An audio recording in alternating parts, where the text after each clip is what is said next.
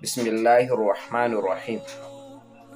‘Yan uwa masu daraja, Assalamu alaikum wa rahmatullahi ta'ala wa barakatu. Barkamu da wannan lokaci, barkamu da sake saduwa da ku a wannan channel taku mai albarka ta Alwahada Global Herbal Services. A shirinmu na yau zan kawo fa'ida da sirrin hasbunallahu wa ni'mal wakil. So da yawa mutane kan mana magana cewa suna fama da rashin lafiya da suke tunanin yana da alaƙa da sihiri, kasancewar alamomin sihiri ya bayyana ga wannan rashin lafiyan. To amma idan suka yi magani sai sun warke, sai laluran ya sake dawowa. Don haka suna neman shawararmu akan me ya kamata su yi. Wannan na daga cikin dalilan da ya sa da ce bari in yi wannan bidiyo, yi ma al'umma bayani na wato sirrin hasbunallahu wa ni'mal wakil. Na sha faɗa cewa su da yawa maƙiyanmu da masu mana hassada, da masu mana makirci, da masu mana asirai, wasunsu suna tare da mu ko suna kusa da mu amma ba mu sani ba. Saboda haka idan suka mana wani tsafface-tsaffacensu ko sihirce-sihircensu suka ga ya yi tasiri, za su yi ta jin daɗi.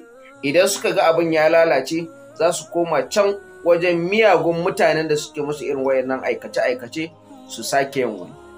Wannan shi yasa za ga kana magani sai ka yi kaman ka warke, sai ka ga ciwon wato ya sake dawowa ɗanya ko kuma ma ya fi na da muni. To a irin wannan yanayin ya za ka yi, me ya kamata ka yi? Babban matakin da ya kamata ka ɗauka a irin wannan yanayi shine ka dage da addu'a. Kamar yadda suke iya ƙoƙarinsu suke nacewa akan sai sun cutar da kai, kai ma ka dage ka koma ga Allah, ka yi tawadu'u gare shi, ka nemi kariyansa. Allah subhanahu wa ta'ala da kansa ya ce ka roƙe ni zan karɓa maka. Kuma wani hadisi kamar yadda ya zo daga fiyayyen halitta annabi Muhammad sallallahu alaihi wa sallam yake cewa duk wanda baya roƙon Allah, Allah na fushi da shi. Kenan ka riƙe addu'a da ƙarfi, wannan zai sa ka samu lafiya, wannan zai sa ka samu kariya, kuma wannan zai sa ka yi nasara akan maƙiyanka. Daga cikin addu'o'i da malamai suke ba da shawara, wasu ma akwai ruwayoyi a kansu, shine wannan zikirin hasbunallahu wa ni'mal wakil. Ana zikirin hasbunallahu wa ni'mal wakil ƙafa 450, kuma yadda ake za ka riƙa yi da safe da yamma. Ka yi da safe bayan sallar asuba, ka yi da yamma bayan sallar isha'i. Ko ka sanya shi a azkar ɗinka na bayan sallar asuba, ko ka riƙa sanya shi a azkar da kake tsakanin magaruba da isha'i ko bayan sallar isha'i. Idan dai kana yin wannan hasbunallahu wa ni'mal wakil, tabbas ba za su iya yin wani asiri ko wani jifa ko su tura ma tsawa ko su je su yi tsahi, ba zai taɓa kama ka ba, kuma ba zai taɓa tasiri a kanka ba. Ana yi da safe da yamma. Idan kana tunani cewa ko alamomi sun nuna cewa wannan laluran tana da alaƙa da ain, maita, ko ido, ko kambun baka, ko bakin mutane, to abin da ya kamata ka ƙara a nan shine ka ƙara da zikirin masha Allahu kana wala haula wala quwwata illa billah aliyul azim.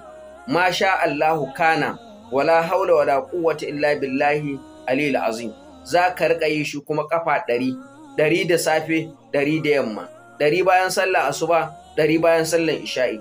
Da izinin Allah, maita ba zai tasiri a kanka ba, maye ba zai iya cutar da kai ba, har wa yau Allah zai kare ka ga sharrinsu. Idan kuma lalura ne da idan ka warke yake sake dawowa, to in ka riƙe wayannan azkar ɗin, in ka warke kenan har abada, babu kai babu wannan ciwo. Amma ka sani addu'a ana yi bisa yaƙini, ana yi da dogaro ga Allah, ana sallama ma Allah. Sannan abin da yake taimaka ma addu'a ta riƙa yin tasiri shine nisantan laifuka, nisantan aikata zunubai, musamman kaba'ir, saboda yawan saɓon Allah yana hana addu'a. Saba ma iyaye da cin mutuncinsu da rashin kula da su da sauransu yana hana karɓan addu'a. Cin amana da cin mutuncin mutane yana iya sa addu'an ka ya zama baya tasiri. Saboda haka nisanci kaba'ir kuma ka riƙe Allah, za ka yi nasara akan kowa. Akwai addu'o'i da yawa a irin wannan nau'in, mun bayar da wasu kuma insha Allah za mu ci gaba da kawo muku. Kawai idan kuna buƙatar shirye-shiryenmu, kar ku manta ku danna mana wato subscribe da alama na ƙararrawa. Hakan zai sa idan muka sanya sabon bidiyo a sanar da ku. Idan ku kuna bibiyan mu ne a Facebook, ku yi mana following. In kuna bin mu a TikTok ne, shi ma ku danna mana following. Haka zai sa ku yi follow din mu, haka zai sa ku rika samun shirye-shiryen mu da zaran mun dora. Muna da littattafai guda biyu da suke ɗauke da fa'idoji da yawa.